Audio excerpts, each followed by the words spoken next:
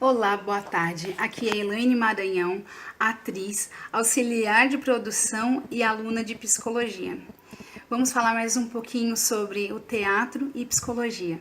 No vídeo anterior, eu contei um pouco sobre o surgimento do teatro e como e onde que ele surgiu, e sobre Augusto Boal, um diretor e dramaturgo brasileiro que é conhecido mundialmente pela sua criação do Teatro do Oprimido, TO, e pelo teatro terapia chamado Teatro Arco-Íris do Desejo, onde ele mescla teatro e psicologia. Bom, vamos voltar agora a falar um pouquinho do teatro, né? Da história do teatro. O teatro grego, ele tem um legado muito grande, muito forte, que até hoje ele é usado, que são as suas comédias e os seus dramas, que hoje são encenados comumente em todos os lugares do mundo, né? Então eles têm uma forte influência. Como se diz, eles são os pais do teatro. Porém, os pais do teatro como arte, né? Os gregos, eles utilizavam o teatro literalmente como arte. Passando para o romano, o teatro romano, eles tinha a suntuosidade, a peculiaridade deles eram os grandes teatros, tanto de físicos locais, que eram grandiosos, como seus espetáculos gigantescos, glamurosos, né? E passando pelo teatro medieval. O teatro medieval, ele se delimita ao local que ocorre. O que acontece? Ele não fala tanto das partes do ser humano, vamos dizer assim, das personagens, mas sim do local onde ocorre aquilo. Então ele conta a história da Bíblia. Eles são mais focados nas histórias bíblicas, tanto do início ao final do juízo final, né? Então eles têm os seus, vamos dizer assim, os seus pontos o céu, o inferno e o, o, o, o céu, o inferno e a terra, né? Então ele não se focava muito nas pessoas, mas sim nas histórias dos locais, dos acontecimentos bíblicos, né? E ele também é dividido em duas, medieval alta e medieval baixa. Aliás, Idade medieval alta e idade medieval baixa, que são as duas fases medieval do teatro. Eles também não se aplicavam às regras teatrais, né? Eles tinham as regras, eles não usavam as regras clássicas, né? Eles tinham as próprias regras deles, onde eles misturavam cor, tom, classe, então era tudo muito mesclado. Eles não tinham uma coisa delinear como nós usamos hoje no teatro atual agora. O teatro do medieval, eles também ele incluía todas as pessoas, os espectadores que estavam lá para assistir, eles também faziam parte, muitas das vezes, dos seus espetáculos. Essa foi uma pequena explanação, mais um pedacinho sobre a trajetória do teatro. Agora vamos falar sobre Jacob Levi Moreno, o criador do psicodrama. Jacob Levi Moreno era médico e ele queria saber como entender a psique da pessoa, o intelecto do ser humano. Então ele era uma pessoa muito envolvida com essa questão, mesmo sendo médico. Gostava muito de filosofia, era uma pessoa muito culta, e ele acreditava que o teatro podia ajudar as pessoas a resolver os seus problemas internos. Jacob Levi, ele era médico, como eu já disse. Ele nasceu em 1886 e morreu em 1979. Além do psicodrama, ele também criou o sociodrama, que além da a sociedade, ele via a sociedade, né, o social com e o drama, tudo misturado, tudo junto. Ele é reconhecido como um homem culto, educado e preocupado com o ser humano. Tinha interesses religiosos também. Mas mesmo ele sendo médico, o teatro lhe chamava muita atenção. Ele trabalhava num hospital e aí ele tratava os pacientes com o psicodrama. Como eu bem disse, ele queria desvendar os segredos humanos, da psique humana, da subjetividade do ser humano.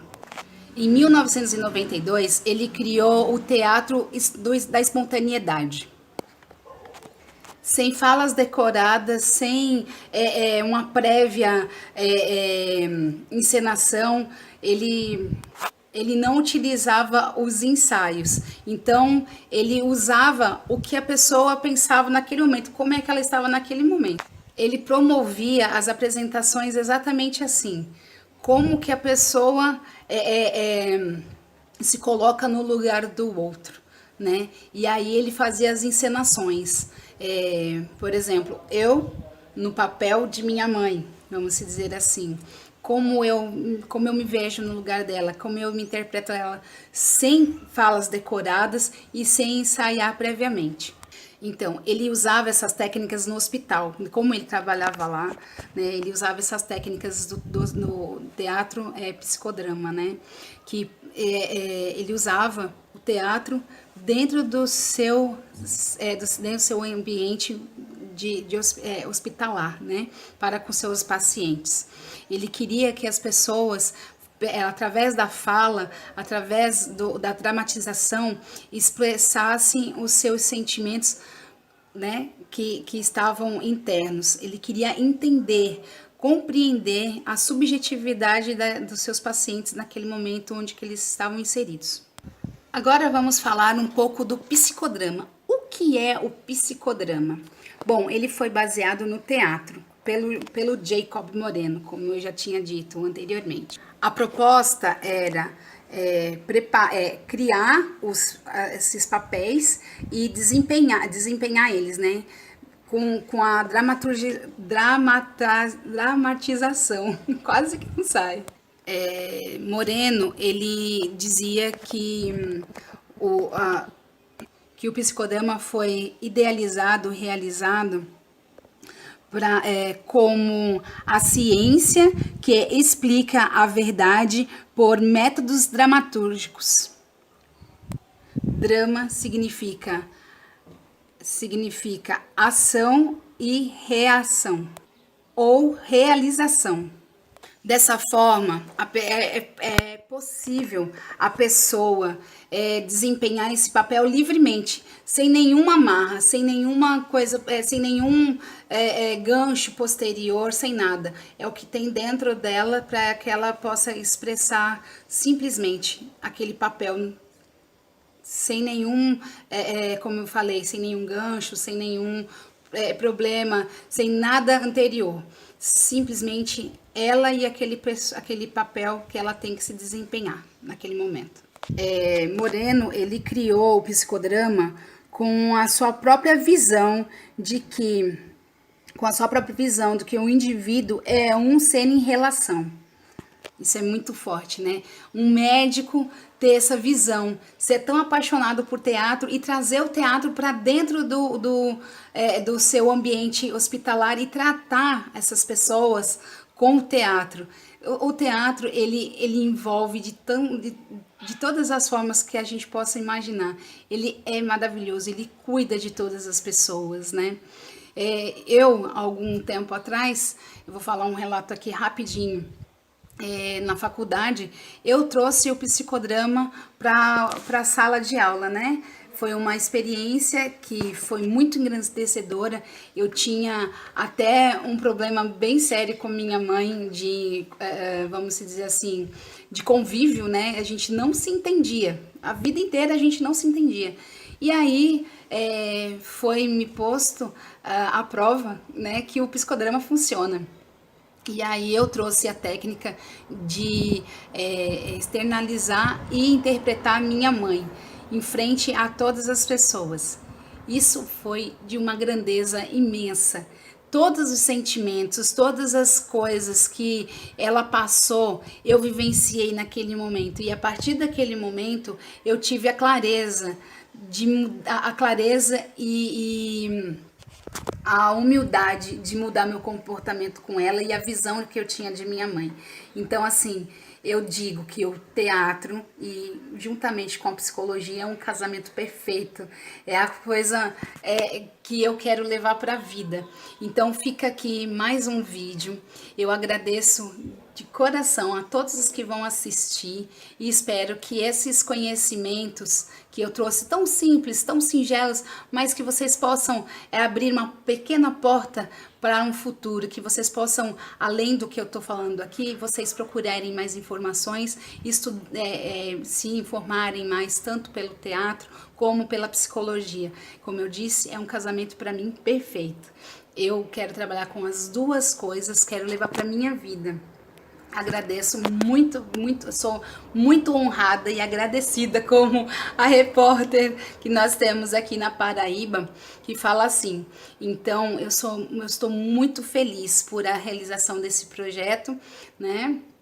Esses vídeos eu espero que tenha uma longa duração aí, que todo mundo possa ver e se inteirar um pouquinho mais, tá? Fica aqui o meu agradecimento do fundo do meu coração. Muito obrigada, uma feliz vida para todos e vamos viver e vivenciar o teatro. O teatro precisa cada vez de mais gente amar com amor para fazê-lo, né? Que ele seja abraçado por todos, como diz o nosso dramaturgo